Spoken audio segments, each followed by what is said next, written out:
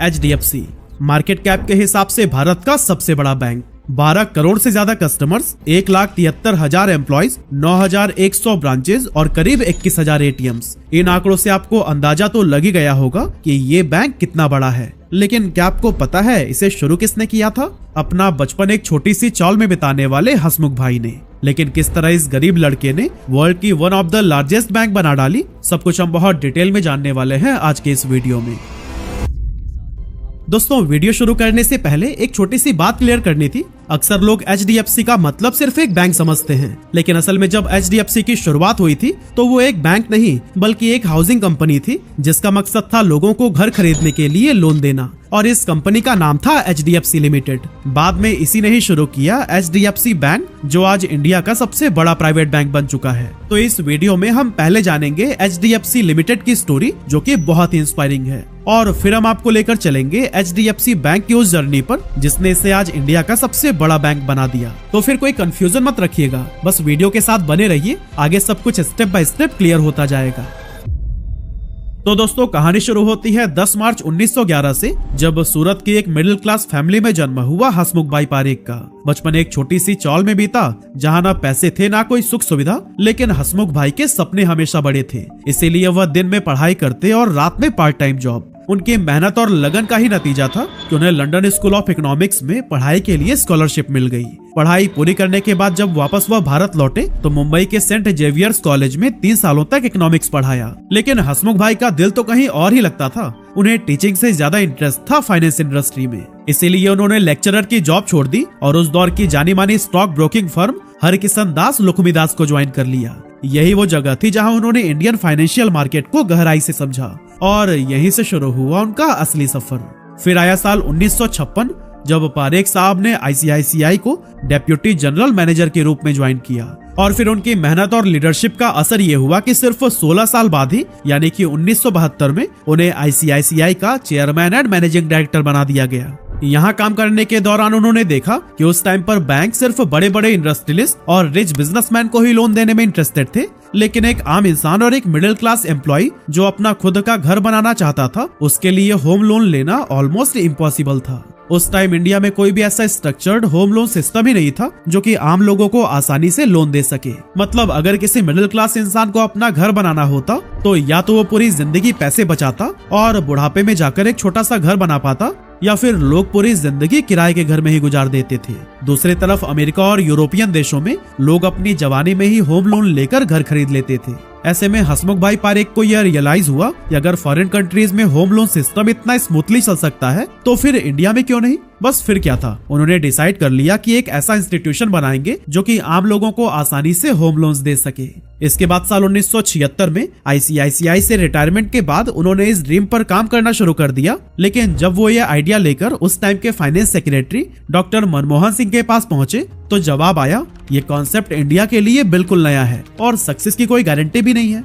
मतलब साफ था कि सरकार को भी इस प्रोजेक्ट की सक्सेस को लेकर काफी सारे डाउट्स थे। लेकिन दूसरी तरफ हसमुख भाई पारेख का मन बन चुका था और अब वो पीछे हटने वालों में से नहीं थे। रिटायरमेंट के सिर्फ 1 साल बाद यानी 1977 में उन्होंने इंडिया की बिजनेस कम्युनिटी से मदद ली और शुरू की हाउसिंग डेवलपमेंट फाइनेंस कॉर्पोरेशन यानी कि HDFC की। लेकिन दोस्तों, ये कोई आम फाइनेंस कंपनी नहीं थी। इसका पर्पस सिर्फ एक ही था, हर भारतीय को उसका खुद का घर दिलाना।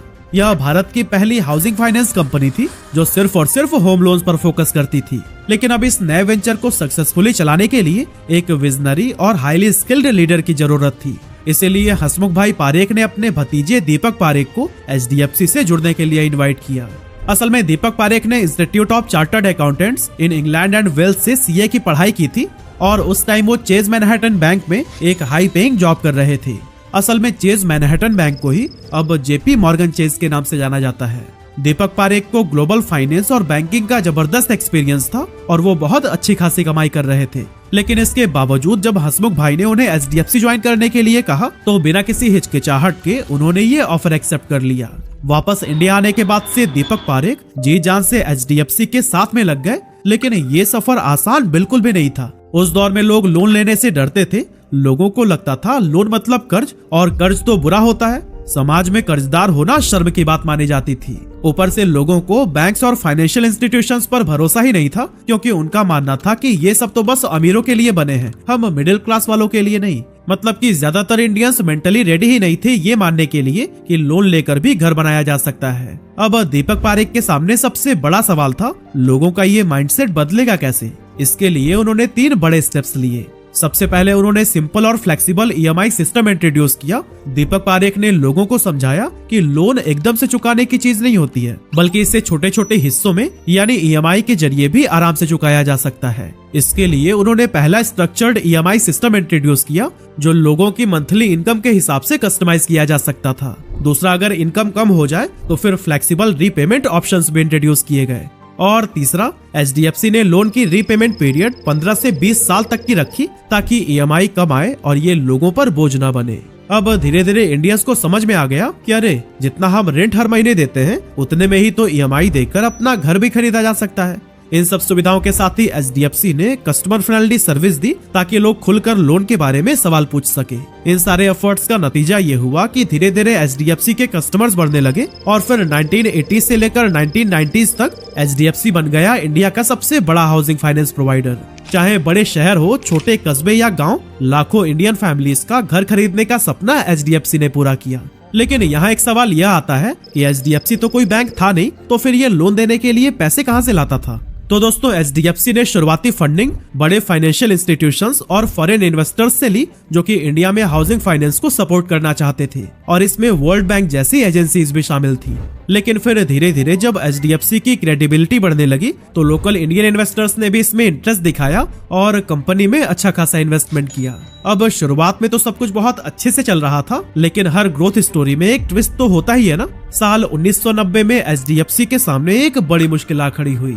गल्फ वॉर के चलते तेल की कीमतें आसमान छूने लगी। अब क्योंकि भारत ज्यादातर तेल इंपोर्ट करता था, इससे देश का खर्चा बढ़ गया और फॉरेन रिजर्व तेजी से घटने लगा।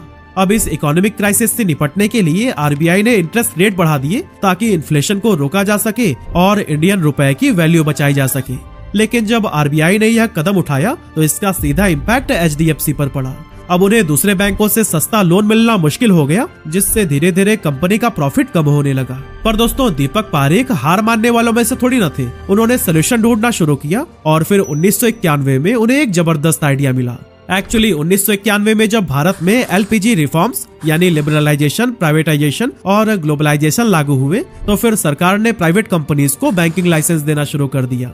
अब दीपक पारेख ने इस मौके को एक जबरदस्त अपॉर्चुनिटी की तरह देखा। उन्होंने सोचा कि अगर हम अपना खुद का बैंक बना लें तो हमें इन्वेस्टर्स या दूसरे बैंकों से लोन मांगने की जरूरत ही नहीं पड़ेगी। हम खुद ही लोगों से डिपॉजिट्स लेंगे और उन्हीं पैसों से कम इंटरेस्ट रेट पर लोन दे पाएंगे। यही नहीं, दीपक पारेख का विजन तो इससे भी आगे का था। वो चाहते थे कि एचडीएफसी सिर्फ हाउसिंग फाइनेंस पर सीमित न रहे, बल्कि लोगों को अकाउंट ओपनिंग और इंश्योरेंस जैसा पूरा फाइनेंशियल इकोसिस्टम दे सके। लेकिन इसके लिए एचडीएफसी का बैंक बनना बेहद जरूरी था।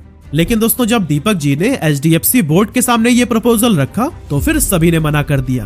बोर्ड का कहना था कि हम सिर्फ हाउसिंग फाइनेंस में हैं, बैंकिंग हमारी फील्ड नहीं है और ये बहुत रिस्की हो सकता है, क्योंकि बैंकिंग एक कम्प्लीटली अलग दुनिया थी, जहां रेगुलेशंस, रिस्क और रिस्पॉन्सिबिलिटीज बहुत ज्यादा थी।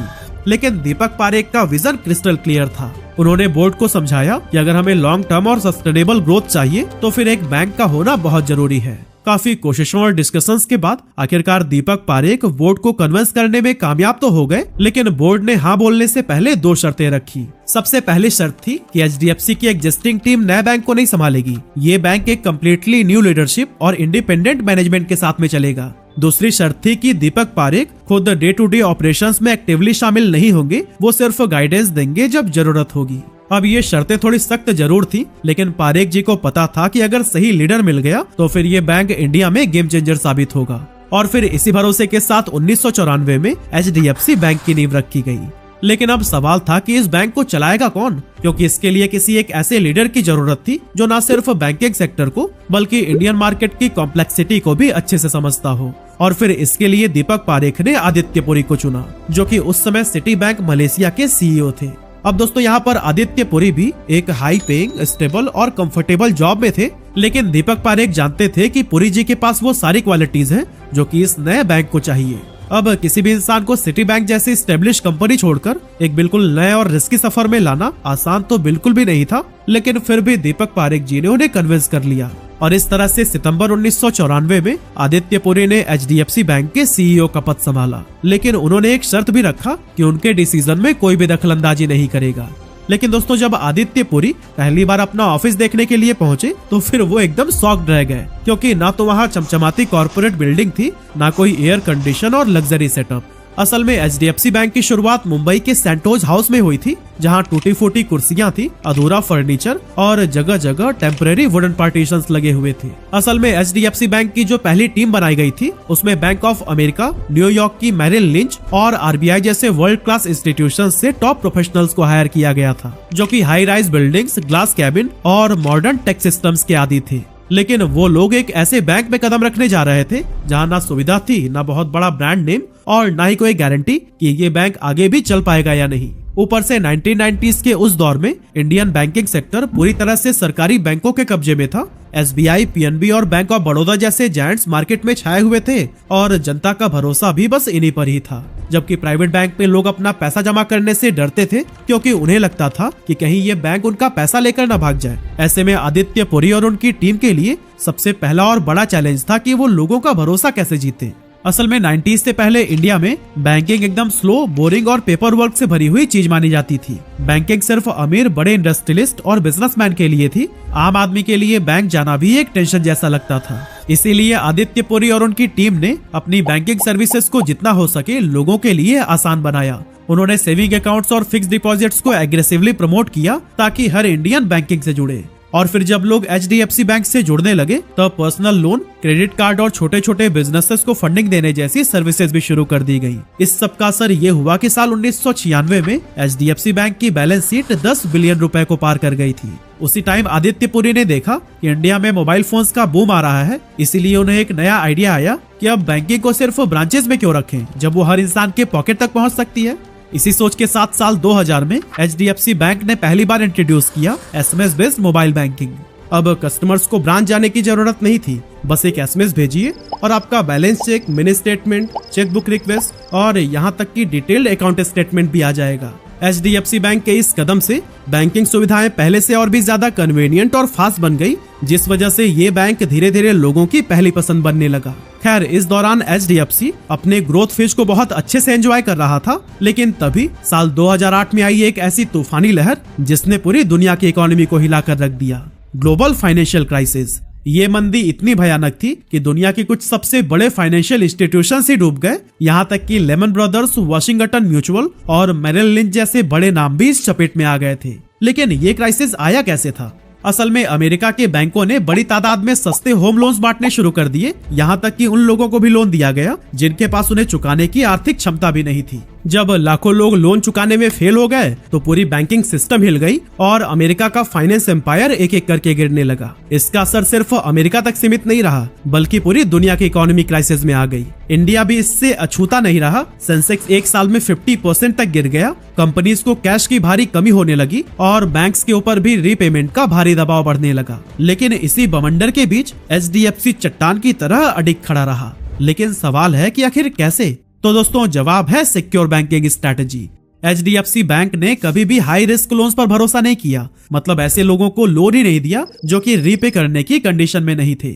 इससे एचडीएफसी बैंक का डिफॉल्ट रेट हमेशा से लो रहा। साथ ही एचडीएफसी बैंक विदेशी कर्ज पर ज्यादा निर्भर नहीं था, इसीलिए ग्लोबल फाइनेंशियल क्राइसिस का इस पर कुछ खास असर नहीं पड़ा। और फिर यही स्टेबिलिटी और कस्टमर ट्रस्ट बनी उसकी सबसे बड़ी ताकत। कुछ इसी तरह से 2013-14 तक एचडीएफसी बैंक बन गया भारत का सबसे बड़ा क्रेडिट कार्ड इशुअर, क्योंकि अक्टूबर 2014 तक एचडीएफसी के पास में थे 5.5 मिलियन से भी ज्यादा एक्टिव क्रेडिट कार्ड यूजर्स, जो कि 2016 में बढ़कर 7.28 मिलियन तक पहुंच गए थे। और पता है, इतने सारे क्रेडिट कार्ड कस्टमर्स आईसीआईसीआई और एसबीआई दोनों बैंक्स के कंबाइंड कस्टमर्स को मिलाकर भी नहीं थे। लेकिन फिर आया साल 2022 जब एचडीएफसी ने एक ऐसा फैसला लिया जिसने इसे बना दिया भारत का सबसे बड़ा बैंक। असल में उस टाइम तक एचडीएफसी लिमिटेड हाउसिंग फाइनेंस का लीडर था और एचडीएफसी बैंक रिटेल और कॉर्पोरेट बैंकिंग में टॉप पर था। लेकिन एक दिक्कत यह थी कि दोनों ही अलग अलग कंपनीज थी, जिस वजह से एचडीएफसी बैंक के पास अपने ग्राहकों का बहुत सारा कैश डिपॉजिट होने के बावजूद एचडीएफसी लिमिटेड उसका इस्तेमाल नहीं कर सकता था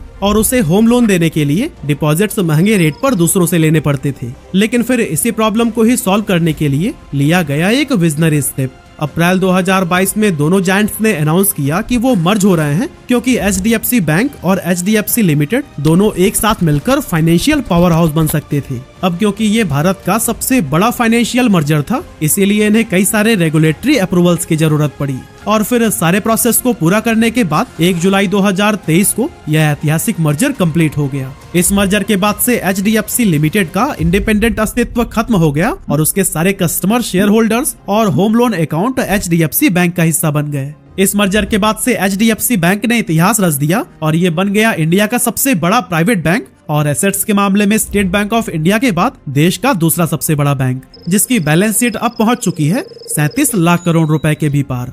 अप्रैल 2024 तक एचडीएफसी बैंक की मार्केट कैपिटलाइजेशन थी $145 बिलियन, जो कि इसे इंडियन स्टॉक एक्सचेंज की तीसरी सबसे बड़ी कंपनी बनाती है। वैसे आपका अकाउंट किस बैंक में है, हमें कमेंट करके जरूर बताइएगा।